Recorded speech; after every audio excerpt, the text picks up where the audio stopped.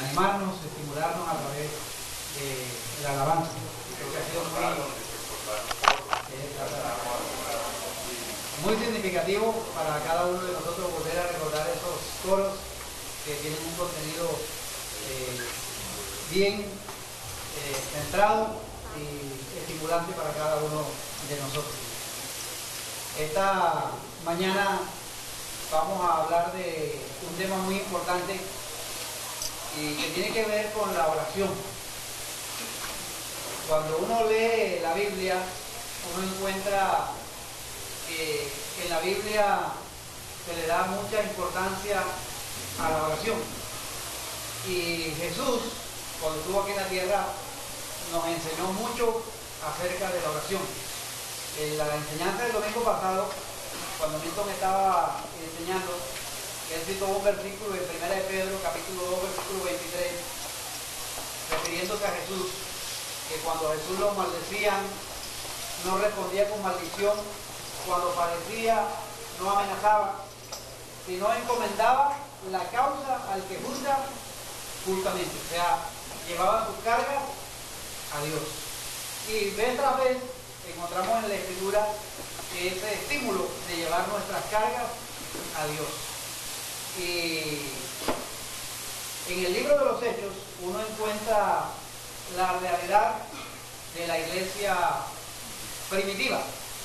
Encuentra lo ideal. A veces cuando pensamos en la iglesia primitiva pensamos en que todo es perfecto, pero presenta el ideal de que sea una iglesia perfecta, sin problemas, sin dificultades, pero lo real es que dentro de la iglesia, fuera de la iglesia, hay situaciones que experimentamos que no son las mejores. Vamos a abrir la Biblia en el libro de los Hechos, capítulo 12, para mirar unos principios interesantes en cuanto a la oración con esperanza. Oración con esperanza. Capítulo 12 arranca con una serie de reveses. Y dejemos que la Escritura nos diga cuáles fueron esos reveses, por lo que comienza el capítulo 12 del libro de los Hechos. Tengan su Biblia abierta allí.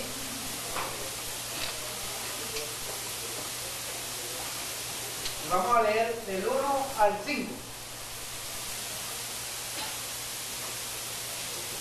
En aquel mismo tiempo, el rey Herodes echó mano a alguno de la iglesia para maltratarle y mató a espada a Jacobo, hermano de Juan, y viendo que esto había agradado a los judíos, procedió a prender también a Pedro.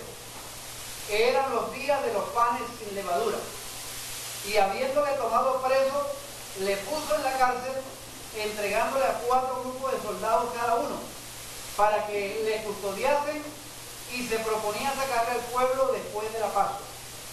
Así que Pedro estaba custodiado en la cárcel, pero la iglesia hacía sin cesar oración a Dios por él. Jacobo es muerto y Pedro es encarcelado. Pero mientras eso sucedía, con la vida de 2 líderes de la iglesia hacía oración a Dios. Sin cesar, oración a Dios por él. Vamos a orar. Señor, gracias por este documento histórico de tu palabra. Gracias porque el médico Lucas, bajo la inspiración del Espíritu Santo, nos indica cómo fue la iglesia primitiva y cómo acudió a ti en los momentos críticos de su vida. Señor, gracias por los ejemplos que tú nos das en el libro de los Hechos y los principios que podemos extraer. En el nombre de Cristo Jesús. Amén. Si pusiéramos en el capítulo 12 el trama de una película, vemos que el trama de esta película arranca bastante mal y muy negativo para la iglesia. El rey Herodes empieza matando a Jacobo una versión dice, degollando a Jacobo, hermano de Juan, y viendo que eso como que animó y estimuló a la gente, procedió inmediatamente con Pedro. Entonces, los dos apóstoles eran unos líderes de la iglesia y podemos decir que hay un doble ataque a la iglesia de Jesucristo. Uno, la muerte, y uno diría, ¿por qué no pasó con Jacobo lo que pasó con Pedro? Eso sí se lo dejamos a la soberanía de Dios. O sea, uno es muerto y el otro es preso. Pero uno es liberado y el otro siguió muerto. Está registrado así en el libro de los Hechos. Entonces, es una grave crisis. Pero mediante la intervención de Dios se presenta el rescate de Pedro.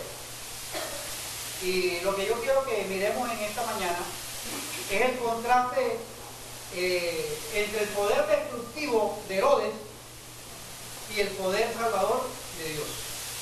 En Herodes hay un poder destructivo y un poder, bueno, que se le dio para administrar justicia, pero que detrás de esos poderes también habían los poderes de las tinieblas, que querían destruir a la naciente iglesia de Dios. Entonces, hay un poder destructivo, pero también hay un poder salvador. Yo soy un convencido y con la certeza de que los poderes de la muerte, los poderes del mal, nunca prevalecerán contra la iglesia. La iglesia, a través de la historia, ha sido perseguida y aparentemente aniquilada. Pero la iglesia resurge, porque el que la edificó, el que la compró, se llama Jesucristo. Y él dijo, yo edificaré mi iglesia y las puertas del infierno no prevalecerán contra ella. Hechos capítulo 12 nos muestra, inicialmente, si usted ve el contexto, hay una serie de conversiones en la iglesia. Hay una conversión maravillosa de 3.000 en el día de Pentecostés. Los samaritanos se convierten bajo la predicación de Felipe. Hay un etíope eunuco que conoce de Dios. Hay la conversión de Saulo de Tarso, la conversión de Cornelio, un centurión gentil, y hay un crecimiento y conversión de gente en el capítulo 11 allí en Antioquía. O sea, el mensaje del evangelio se estaba extendiendo. Era como una bola de nieve que venía con ímpetu. La iglesia venía creciendo y desarrollándose.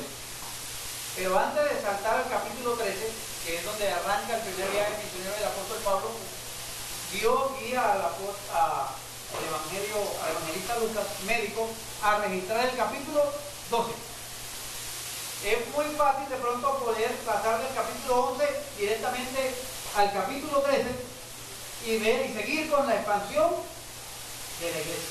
Pero Dios, a través del Espíritu Santo, registra aquí una serie de reveses que comienzan con la muerte de Jacobo, el encarcelamiento de Pedro, líderes de la iglesia allí en Jerusalén. Y el tirano responsable de ese doble ataque a la obra de Dios se llamó Agripa I, o le llamaban también Herodes Agripa I. Y en ese momento había aparecido una grave crisis. Pero cuando usted lee todo el capítulo, ve que mediante la intervención de Dios, mediante el poder de Dios, hay un milagro y hay una bendición para la iglesia de Dios. Pero hubo una iglesia que estuvo dispuesta a pagar el precio de ir a Dios en oración.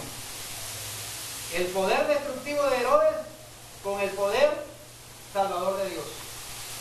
Y yo creo que esa ha sido la historia del evangelio. Ha oscilado entre la expansión por un lado, pero también la oposición. En estos días, creo que fue anoche o antes anoche, algunos de acá de la iglesia estaban en un concierto, en medio del concierto unas vecinas se pararon y interrumpieron el concierto que había, quitaron el micrófono, o sea, una oposición tremenda.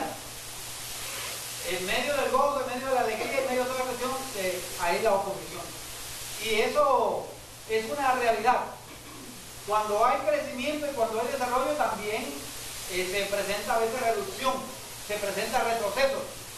Pero debemos estar completamente convencidos de que el poder de la muerte y del mal nunca prevalecerá contra la iglesia de Cristo. Porque la iglesia de Cristo está sólidamente edificada sobre la roca. Y eso es lo que nos anima a través de este capítulo 2. Herodes Agripa I, fue nacido como Agripa, ¿verdad? Fue nieto de Herodes el Grande y compartía con él algunas de las características de su abuelo.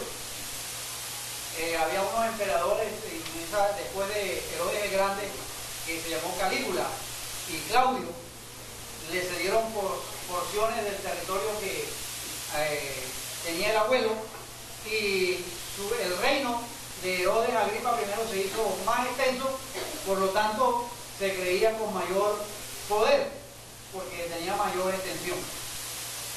Lucas nos dice que en ese tiempo el rey Herodes hizo arrestar a algunos de la iglesia con el fin de maltratarlos. No simplemente los arrestó para sacarlos de circulación, sino que los arrestó para maltratarles.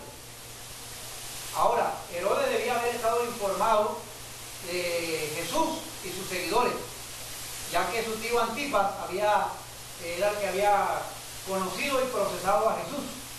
También este Herodes Agripa I era conocido por tratar de conservar lo que llamaba la paz romana en Palestina. Y eso, cualquier minoría que se quisiera levantar, ahí estaba Herodes Agripa I para contrarrestar. Y para muchos, el levantamiento del ministerio de Jesús era una amenaza. Y por lo tanto, cuando hay una amenaza, hay que arrancar, según estos Herodes que había en esa época, era por la cabeza. Y recuerdan ustedes que en esa ocasión uno de esos Herodes mandó a matar, cuando supo que el rey iba a nacer en Belén, mandó a matar los niños. Entonces, estos Herodes tenían una fama y muchas veces presionados por los poderes de las tinieblas para acabar con el reino de Dios. Entonces, aquí Lucas nos registra que tomó a Jacobo, hermano de Juan, lo mandó a matar a espada, lo degolló, dice una versión de la Biblia, que lo mandó, lo hizo degollar. Ustedes recuerdan que Juan y Jacobo, hijos de Zebedeo, fueron aquellos que le pidieron a Jesús que cuando Jesús fuera a reinar, el único lo sentara a la izquierda y a la derecha. Y Jesús le respondió que a él no le permitía eso, sino que el Padre lo hacía como él quería, pero lo que sí podían estar seguros es que ellos beberían de su copa y compartirían su bautismo. Juan fue preso por causa del Evangelio y estuvo en una isla de Patmos. Y Jacobo murió por la espada de Herodes Agripa I. O sea que bebieron de la copa y compartieron ese bautismo de muerte por el cual Jesús iba a pasar. Es decir, participaron de sus sufrimientos. Proféticamente ya el Señor se los había anunciado, y siempre usted y yo, de pronto cuando lleguemos al cielo, le podemos hacer la pregunta a Jesús. Lo podemos llamar aparte y preguntarle: Señor, ¿por qué permitiste la ejecución de Jacobo y la liberación de Pedro? Se la dejo ahí para que hagan la pregunta, anoten. Yo creo en la soberanía de Dios. Creo que Dios tiene el control de todas las cosas. Cuando él ve que la muerte de Jacobo agrada a la gente, e inmediatamente dice, ah, no, esto le gusta a la gente, y esto ayuda a mi popularidad. Venga para acá, Pedro, y manda y capturan a Pedro. Y dice el registro que esto sucedió en los días de los panes sin levadura, o la fiesta de los ácimos, que seguía después de la fiesta de la Pascua. Y había un precedente, algo muy interesante, que durante esos días la ley judía prohibía los juicios y la sentencia. O sea que eso dio como un tiempito para que el juicio y la ejecución no se diera de manera inmediata. Entonces, Lucas registra que en aquellos días eran los días de los panes sin levadura. Así que después de arrestarlo, lo metió en la cárcel. Algunos piensan que es una torre que se llama la Torre de Antonia, y allí lo puso bajo vigilancia, y una vigilancia bajo medidas de mucha seguridad. 4 grupos de 4 soldados. O sea, para Pedro habían 16 personas custodiando a Pedro allí en la cárcel. O sea, que la intención de Herodes era mantenerlo bien seguro, para que apenas que pasara la fiesta, inmediatamente hacer el juicio, pero debe ser un juicio ficticio para luego ejecutarlo. Podríamos decir que ahí estaba en una cárcel de máxima seguridad, y eso funcionaba por relevos. Los romanos tenían unos relevos cada vigilia, de que dividían el día en algunas partes, y hacían unos relevos, unos pelotones para custodiar allí. Entonces, la intención de Herodes era hacerlo comparecer en un juicio, y luego, después de la Pascua o de la fiesta de los panes sin levadura, venía su ejecución. Una situación, ¿cómo les parece esa situación a ustedes?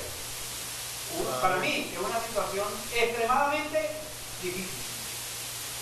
Primero está el dolor que acompaña a la muerte de Jacobo.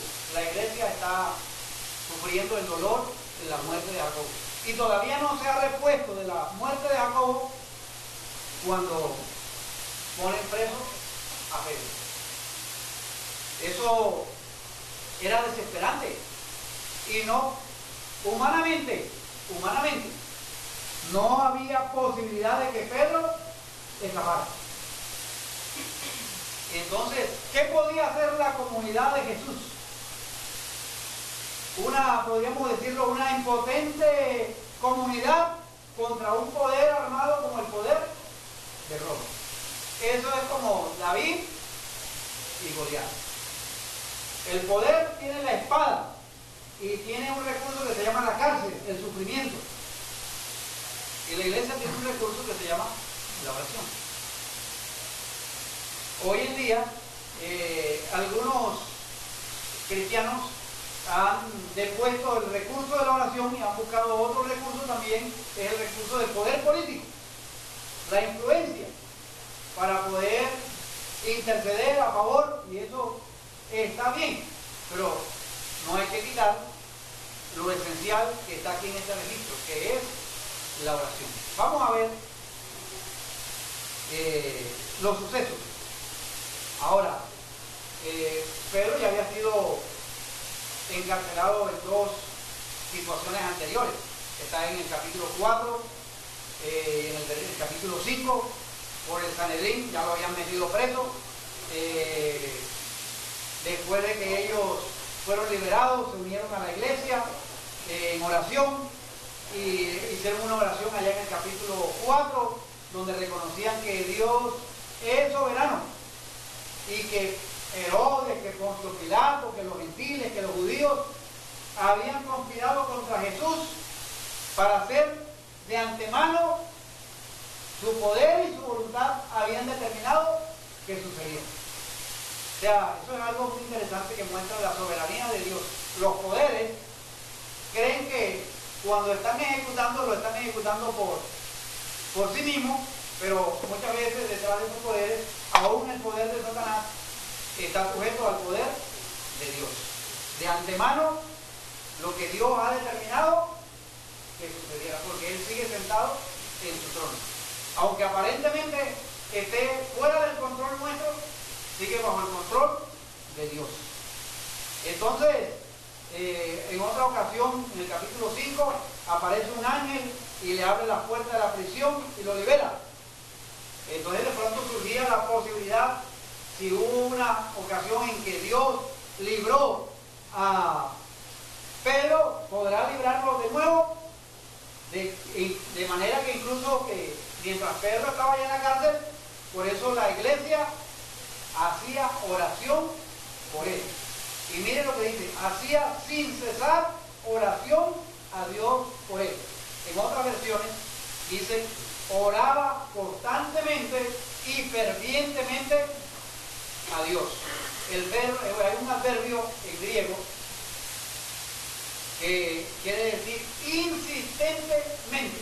O sea, que no fue simplemente una oración para salir del paso. Señor, libera allí a Pedro, como ya lo hiciste la vez pasada.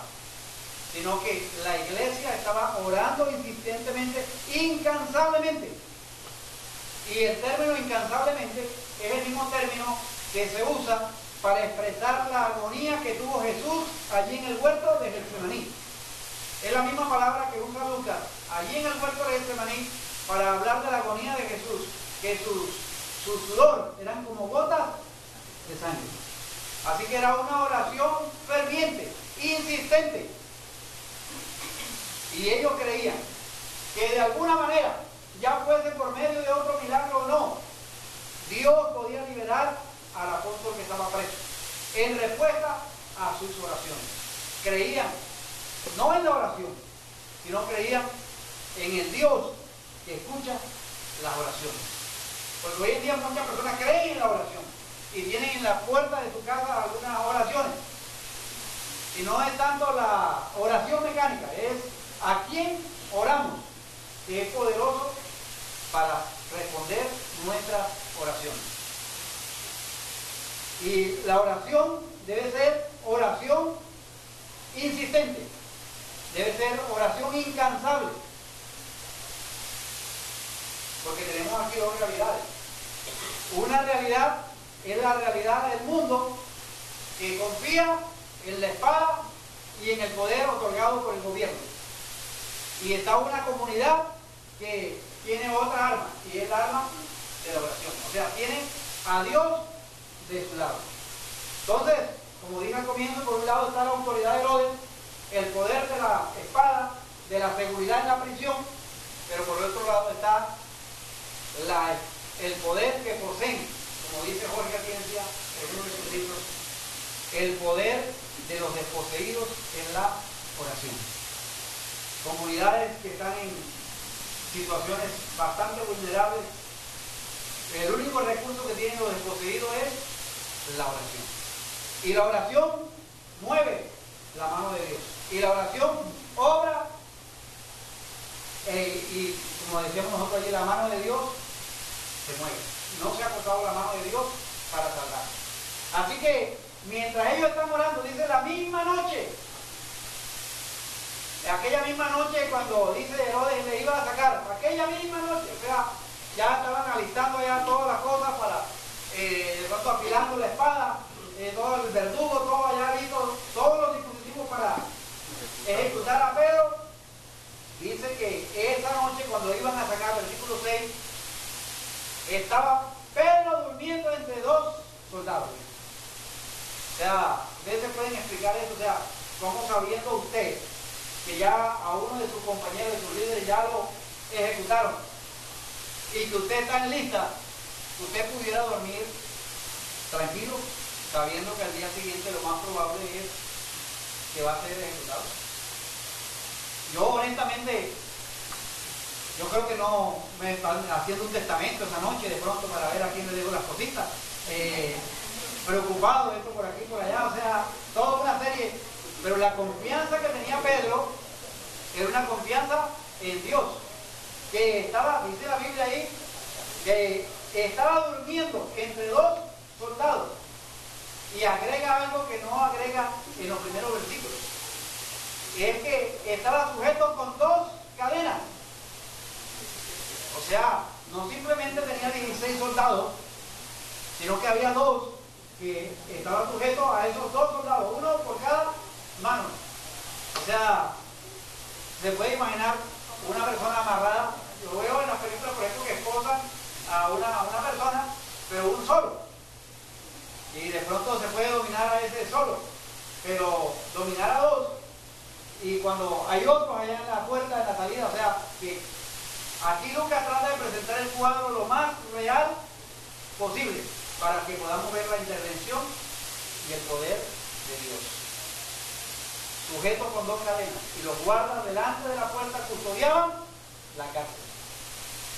Una vigilancia rigurosa para que ni fuera rescatado ni pudiera escapar, porque había la posibilidad que de pronto algún grupo élite de rescate de la iglesia del Señor entrara de noche en la cárcel y liberaran al apóstol Pedro.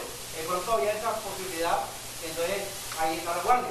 O de pronto Pedro se llenaba de energía y valentía, y Pedro era un pescador, era bastante, me imagino, enérgico, y de pronto la característica de Pedro, de pronto cuerpo atlético, de pronto tenía la posibilidad de que le dieran una oportunidad y escapara, como suele suceder a veces cuando hay personas que están en cautiverio, cuando están secuestrados, que a veces se les presenta una oportunidad y pueden escapar. Pero aquí no se muestra ni el poder de la iglesia a través de ese grupo élite, ni la habilidad, ni el factor físico de Pedro, sino se muestra la intervención de Dios. Ahora, a pesar de la aparente imposibilidad y la casi total probabilidad de que al día siguiente sufriera el mismo fin que Jacobo, Pedro no mostró ningún signo de ansiedad, mucho menos de alarma. Se durmió profundamente. A mí me gustaría dormir profundamente, así como Pedro, sabiendo lo que le espera a uno el día siguiente. Ahí se aplica él, ahí Pedro aplica lo que Jesús le dijo: baste a cada día su propio mal. Yo duermo tranquilo mañana, el otro día. Pero se necesita mucha confianza en Dios, creerle a Dios. En otra ocasión encuentra uno a Pablo y a Silas también presos, y lo que hacían era, eso no estaban durmiendo, sino que estaban era cantando alabanzas a Dios. O sea, mientras estaban allí, estaban cantando alabanzas a Dios, dando la gloria a Dios. Ahora, un señor de la antigüedad escribió en un comentario que leí, que decía: es hermoso que Pablo cante himnos en tanto que Pedro duerme. O sea, es algo muy maravilloso ver esa realidad de los apóstoles. Los dos héroes que registra Lucas son Pedro y Pablo, y se mostraron desafiantes frente a la muerte, porque creían en un Dios soberano. Y de repente, dice la Biblia, he aquí se presentó un ángel del Señor, y una luz resplandeció en la cárcel. Y tocando a Pedro en el costado le despertó diciendo: levántate pronto. Y las cadenas se les cayeron de las manos. Esta película que uno ve por ahí de Matrix 3 le queda pequeño a lo que pasó allí. O sea, que las personas atraviesan unas paredes, que de repente se les abren las puertas. Miren, dijo el ángel: cíñete y átate las sandalias. Porque ya se había quitado el calzado, estaba tranquilo. Y lo hizo así. Y dijo: envuélvete en tu manto y sígueme. Y saliendo le seguía. Pero no sabía que era verdad lo que hacía el ángel, sino que pensaba que veía una visión. Había pasado la primera y la segunda guardia, versículo 10, llegaron a la puerta de hierro que daba a la ciudad, y la cual que se abrió por sí misma. Y salidos pasaron una calle, y luego el ángel se apartó de él. Ahora uno podría decir, esto es algo tremendo. Un ángel del Señor. Hay algunos comentaristas que dicen que que era dentro de la sociedad de pronto un soborno, que se pagó a los guardias, como muchas veces se puede dar, para que dejaran libres a Pedro, o la negligencia en el cambio de guardia, no se tomaron las medidas, como pasó aquí en Puerto Colombia, o sea, que dejaron un banco abierto toda una noche, o sea, no se tomaron las medidas de seguridad y entonces así fácilmente se pudo escapar. Pero en el libro de los Hechos y en el libro de Lucas, uno encuentra que Lucas hace mucho énfasis en la intervención de los ángeles a favor de los seres humanos. Y aquí encontramos cómo Dios obra de una manera significativa a favor de la iglesia. Cuando estábamos en los carnavales allí en San Pedro de la Sierra, estaban contando un testimonio de un momento dado en la iglesia en Villanueva, Guajira, que había un complot para esa noche apedrear a los misioneros y destruir y quemar la iglesia allí cristiana en Villanueva. Y esa misma noche hubo la caída de un presidente aquí en Colombia que cambió la situación abruptamente bajo la intervención de Dios. Entonces relataban allí cómo las iglesias frente a la persecución que vivieron por allá en los años 48, 50, era el refugio de ellos, era la oración. Confiaban en el poder de Dios a través de la oración. No fue soborno, no fue que agentes, un grupo gaula que se metió allá y lo liberó, sino que fue la intervención divina.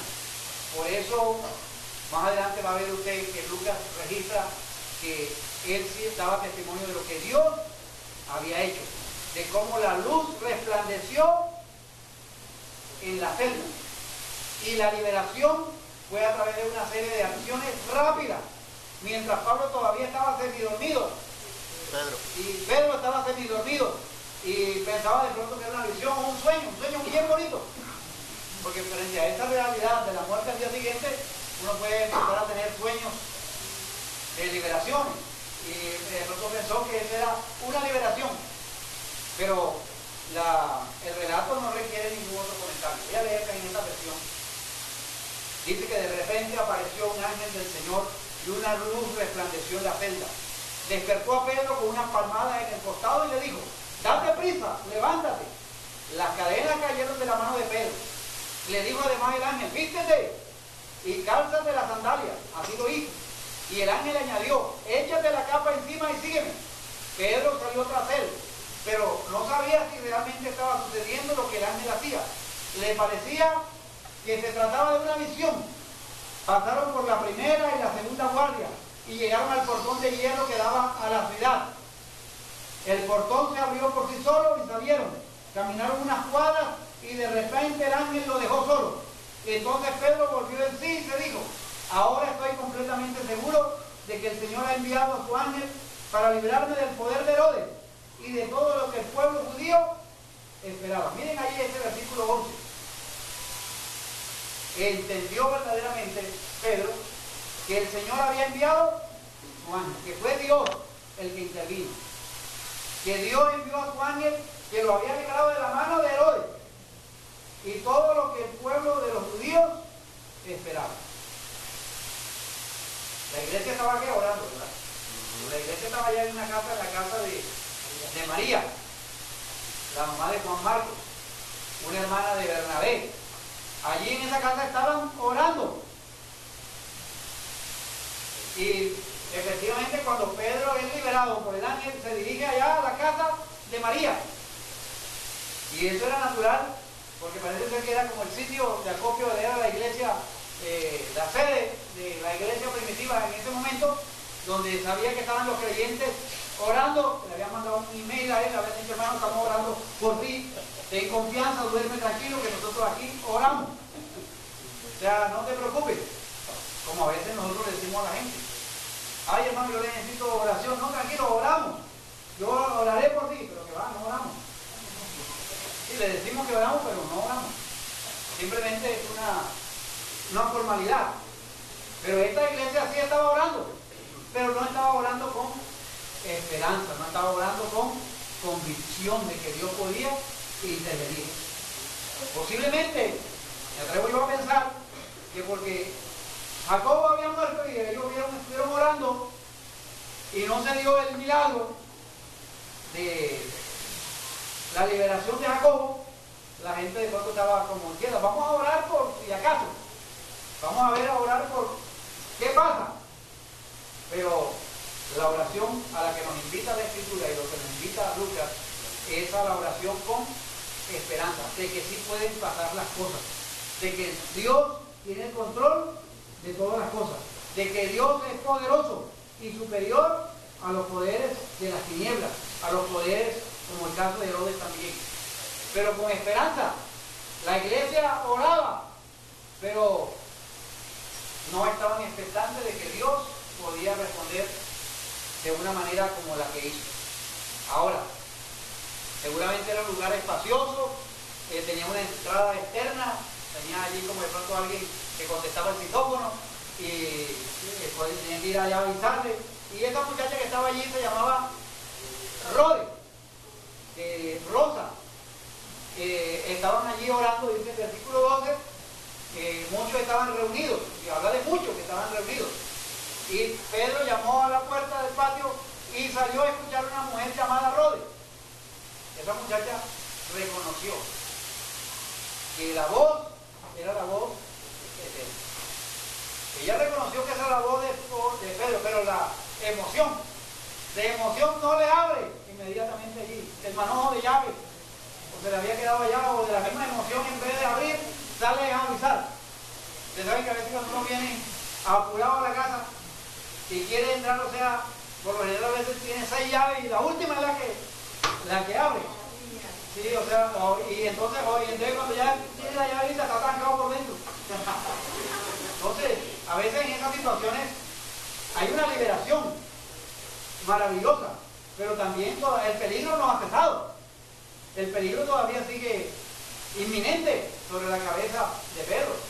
Así que él quería llegar allá. De hecho, vamos a ver que él llega allá, informa y luego después de ahí se va a otro lugar en medida de protección. Pero lo interesante es aquí que la iglesia está orando, pero cuando llega Pedro, de pronto pensaron que era una visita de la policía secreta y vamos a mirar el relato. Pedro, versículo 13, cuando Pedro llamó a la puerta del patio salió a escuchar a una muchacha llamada Rode, la cual cuando reconoció la voz de Pedro de gozo no abrió la puerta, sino que corriendo adentro dio la nueva de que Pedro estaba a la puerta. Y ellos le dijeron: bendito sea Dios, el Señor respondió nuestras oraciones. Gloria a Dios. Nada de eso. Le digo, ¿estás loca? ¿Estás loca? O sea, ¿cómo? Para mí eso es muy contradictorio. O sea, que están orando para que sea liberado Pedro y aparece Pedro y entonces están diciendo que la pobre muchacha es loca. Pero ella les aseguraba, él es, no oí la voz. Eso no es, la voz de Pedro es inconfundible. Yo la escuché. Pero después dice, no, tú no estás loca. Esto debe ser que es un ángel. La gente creía en esa época mucho también en la cuestión de los ángeles guardianes. Que era un ángel que estaba allí, que estaba a la puerta. Muchas veces, hermanos, uno ve este registro y uno dice, bueno, esa es la realidad de ellos allá. Pero eso muchas veces es la realidad. Oramos a Dios, pero no oramos con la expectativa de que Dios va a obrar, que Dios va a cambiar las cosas. Sino que oramos con mucho miedo, con mucho temor y como mecánicamente, como por costumbre. Yo recuerdo una vez que en un culto de oración yo pedí a la iglesia porque iba para Brasil, para un congreso misionero, y me daban los tiquetes de Bogotá a Sao Paulo y regreso, y la estadía allá y todo, pero no tenían los recursos para viajar de Cartagena a Bogotá y viceversa cuando regresara. Y entonces yo pedí oración a la iglesia. Y un hermano de esta allá dijo, yo oro. Él se llama Julio Reyes, es misionero ahora en un campo allí, Nelson Mandela, en Cartagena. Y él se paró y hizo una oración. O sea, cogió la Biblia, leyó unos textos, oró y dijo, Señor, yo te pido por el hermano Martín, por este viaje que tiene para el Brasil, si es que va.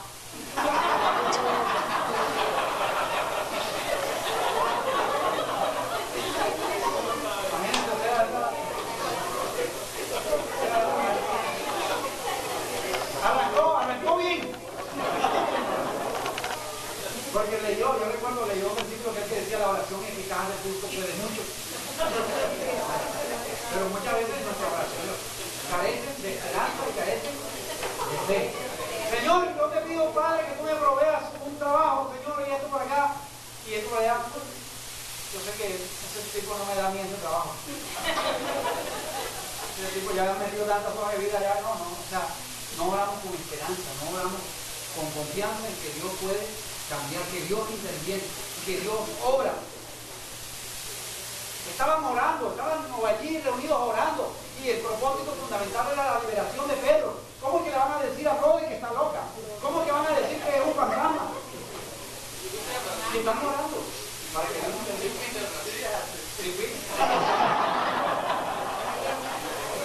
gracias a Dios.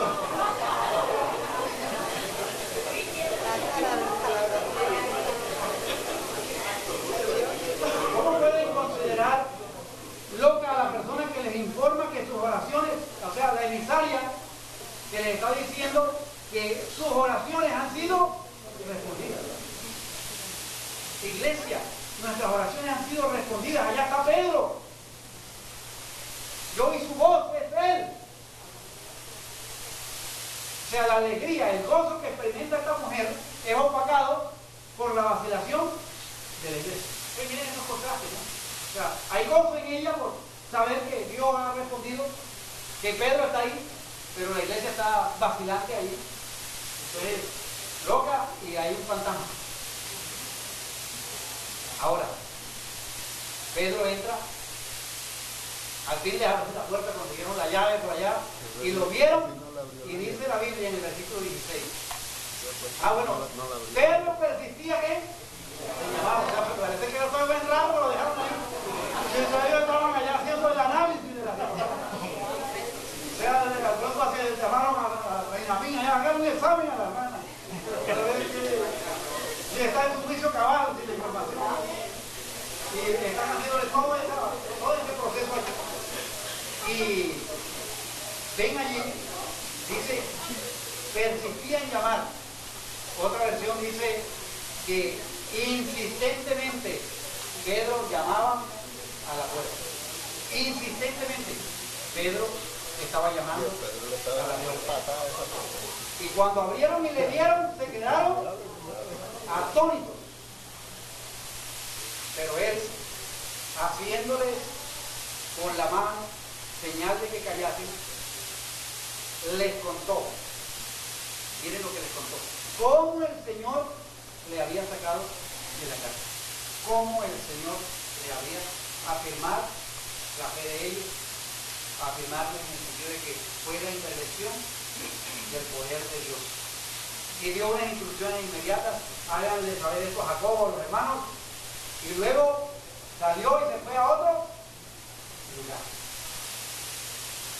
Una iglesia que ora, una iglesia que debe estar expectante de que Dios responde, que Dios obra, que Dios tiene sus oídos abiertos, atentos a nuestras oraciones. Pedro reconoció la intervención del poder de Dios, reconoció que el Señor lo había sacado. Dios es un Dios que obra, es un Dios que siempre está dispuesto a intervenir en la vida de su iglesia. Ese hombre que había sido preso, ese hombre que estuvo al punto de la muerte, fue liberado por el poder de Dios. Recuerden, está por un lado el poder de Herodes, que es la espada y la cárcel. Por otro lado está el poder de la iglesia, la oración. La oración comunitaria, la oración a Dios para su intervención y su poder. Y si usted lee los versículos 19 al 24, encontrará la intervención de Dios más allá del simplemente hecho de la liberación de Pedro. Ahora, Pedro ha escapado de las garras de Herodes. Pedro seguía libre, Lucas termina describiendo la muerte del tirano. ¿Cómo comienza el capítulo? Describiendo la muerte de un líder de la iglesia. El capítulo termina describiendo la muerte de un tirano. Allí vemos cómo el poder de Dios. Y narra la situación. La situación fue así. En el capítulo 12, versículo 19, mas viendo Herodes buscado sin hallarle, después de interrogar a los guardas, ordenó llevarlo a la muerte. Era la costumbre romana. El soldado era responsable por su prisionero. Y si escapaba el prisionero, razones por las que fuera, era muerte. Y de hecho ordenó llevarlo a la muerte. Después descendió de Judea a Cesarea y se quedó allí. Y Herodes estaba enojado contra los de Tiro y de Sidón, pero ellos vinieron de acuerdo ante él y sobornaron a Blasto, que era el camarero mayor del rey. Pedían paz porque su territorio era abastecido por el del rey. Y un día señalado, Herodes, vestido de ropas reales, se sentó en el tribunal y les arengó. Ahí el trasfondo es que hay un problema que Herodes tiene y hay una persona que se ofrece como mediador, de pronto lo sobornan, que era el camarero mayor, para que los de Tiro y Sidón vengan, y ese día que van a cerrar el trato, el día señalado, que Blasco debía presentar el caso ante Herodes, Herodes aparece ataviado con un ropaje real. Aquí en esta versión dice que en el versículo vestido de ropas reales. Hay otras versiones de la Biblia que dicen que apareció sentado con ropas reales y en su trono. No sé por qué en la versión Reina Valera se omite esa frase, pero habla de que estaba sentado en su trono. Y hizo una arenga, arengó al pueblo. Voz de Dios. Bueno, cuando él hizo el discurso, dio un discurso tremendo. La gente decía, voz de Dios, voz de un Dios y no de hombre. Él se creyó esa mentira. Él se creyó que era un Dios. Voz de Dios y no de hombre. Y vuelve otra vez Lucas a reiterar la intervención de un ángel. Y un ángel del Señor lo hirió. ¿Por qué? No le dio la gloria a Dios. Y expiró comido de gusano. Bueno, todos vamos a morir comidos de gusano. Pero es que este fue ahí rápido, expiró, murió. Lo registra allí el médico, dice que murió y expiró comido de gusano. O sea, algo muy deplorable, inusual. O sea, una muerte así. El tirano, el que mató a Jacobo, el que encarceló a Pedro, el que mató a los soldados y el que había hecho una serie de cosas, el que se atribuye el ser Dios, muere comido de gusanos. Hay un autor que se llama Flavio José y él hace un relato de la muerte de Herodes en su libro Las Crónicas de Israel, que vienen 2 tomos, y él relata que Herodes apareció ese día con un vestido tal que cuando le pegaba el sol, eso resplandecía, y que el hombre tenía una capacidad oratoria muy, muy buena. y que al ser iluminado por los rayos del sol, ese vestido destellaba como una grandeza, un poder, y sus palabras, y por eso la gente decía, voz de Dios y no de hombre. Pero ese voz de hombre, ese hombre no le dio la gloria a Dios, sino que se dio la gloria a sí mismo, murió comido de gusanos. El poder de la espada, el poder de la prisión frente al poder de la oración. Son unos contrastes muy interesantes. Ahora, también hay otro contraste en el capítulo. Pedro adjudicó lo que le pasó a la intervención de Dios. Herodes, en su discurso, daba la gloria ¿a quién? A sí mismo. A sí mismo, no le daba la gloria a Dios. Lucas también relata la muerte del tirano, pero también registra que la palabra seguía creciendo poderosamente. Porque miren el versículo 24, como dice Lucas, después que dice que murió el que conmigo de gusano, dice, pero la palabra del Señor crecía y se multiplicaba. O sea, el contraste. El poder del tirano, pero también está el poder de la palabra. El poder de la palabra que seguía creciendo y multiplicándose. Entonces, estos contrastes deben llamarnos mucho la atención. El capítulo arranca con reveses, arranca con muerte, con arresto, pero termina con crecimiento, con multiplicación, y termina también con una inspiración y una motivación para regresar a Jerusalén y de allí comenzar el primer viaje misionero. O sea, que lo que le sucedió no fue un impedimento para quedarse estancados. Los problemas y las dificultades que nosotros experimentamos a nivel personal, a nivel familiar, a nivel de iglesia, deben ayudarnos a ver qué es lo que Dios tiene preparado para cada uno de nosotros. No simplemente ver y analizar la situación como tal, sino como dice el autor que estamos leyendo en estos días, ver qué joyas hay en medio de esta situación. Las perlas en medio de estas situaciones adversas. Si usted ve el capítulo como un historiador, va a encontrar que comienza con la muerte de Jacobo, Pedro en la cárcel. Pero termina el capítulo, Herodes muerto, Pedro libre y la palabra de Dios válida. Y eso ha sido y será siempre, porque nuestro Dios derrotó en la cruz del Calvario a los principados y a las potestades.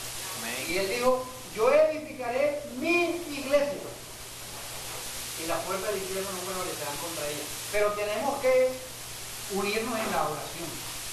Tenemos que orar al Dios que tiene poder. Por eso la iglesia ha abierto espacio para la oración. Nosotros creemos que la oración eficaz del justo puede mucho, la oración eficaz es Dios, pero creyendo que Él va a obrar ante la crisis, debemos reunirnos a orar para ver la intervención de Dios. Porque si ante la crisis ofrecemos soluciones y alternativas nuestras, entonces al final lo que vamos a ver es la intervención nuestra y no la intervención del poder de Dios. Y la gloria nos la vamos a llevar nosotros y no se la va a llevar Dios. Pero ante las crisis, cuando nos reunimos a orar, vemos la intervención de Dios. A pesar de que nosotros oremos como la iglesia que oró aquí, que a veces oramos con dudas, oramos creyendo que Dios no es capaz, o de pronto teológicamente sí, sabemos que sí, y leemos textos que sí, pero cuando oramos no estamos convencidos de esas verdades, o sea, esas verdades no se han entronizado en nuestro corazón. Oremos para ver la intervención de Dios. Otra conclusión y otro principio: nuestra oración debe ser esperanzadora, creyendo en los milagros de Dios. En la iglesia primitiva usó un ángel. Dios no está limitado solamente a los ángeles, Él es Dios. Nosotros a veces le pedimos a Dios que obre, pero que obre a través de ciertas cosas. Señor, yo te pido que tú me proveas el dinero que necesito para pagar la universidad. Voy a ir donde fulanito de tal para que fulanito de tal me preste. Señor, para que fulano de tal me preste el dinero que yo necesito para pagar. Entonces, estamos induciendo la oración para hacer lo que yo quiero y no le damos libertad a Dios para que Él obre como Él quiere, cuando Él quiere. Y Dios toca la vida de la persona. El miércoles creo que estaba alguien contando aquí, alguien que no es de la iglesia, que estaba en el tiempo de oración, que estaba contando cómo ella oró frente a una necesidad específica que tenía de pagar algo de la universidad. Y alguien le llamó, alguien que no es creyente, una amiga le llamó y le dijo: yo tengo el dinero, yo te voy a prestar y tú me lo pagas como puedas y cuando puedas. Ella lo vio como una intervención de respuesta a la oración. Y nosotros hemos visto eso. Nosotros hemos visto cómo Dios ha obrado. Entonces, la motivación y el ánimo es a ir a Dios, pero con esperanza, con fe. Y lo otro es que la iglesia de Jesucristo prevalecerá, porque está fundada y sostenida por el eterno Dios. Capítulo 12 del libro de los Hechos está allí. Antes, la crisis se presentó antes de que la iglesia se expandiera. La crisis puede ser un punto de partida para un desarrollo, para una expansión, para una reunión. No miremos la crisis solamente como crisis. Está allí el capítulo 12 precisamente antes de que se despliegue misionero. Ese impacto que revolucionó a Asia en esa época. Pero primero pasó lo que pasó, la crisis. Y la crisis desafió a la iglesia a confiar en Dios. Cierre tus ojos.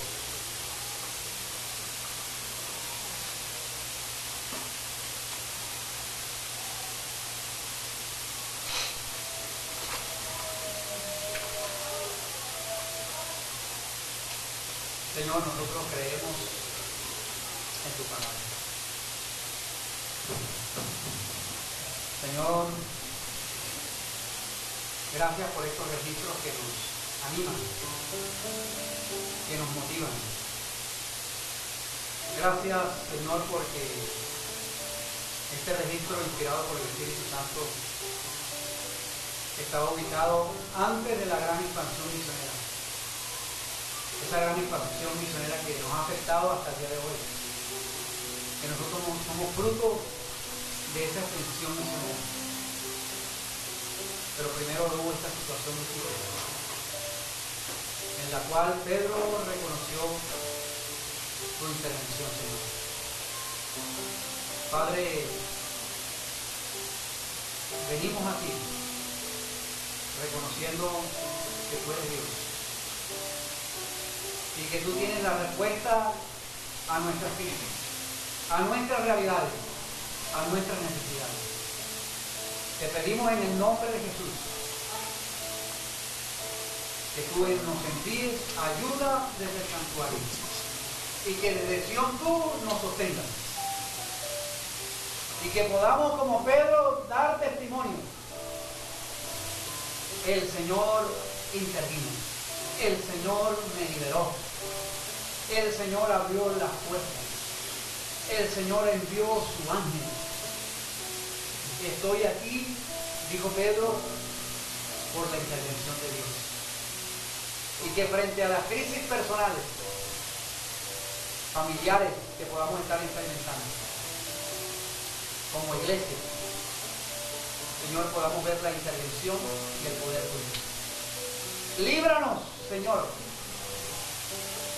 de dar la gloria a los hombres o de dar la gloria a nosotros mismos. Señor, A ti es toda la gloria, Señor.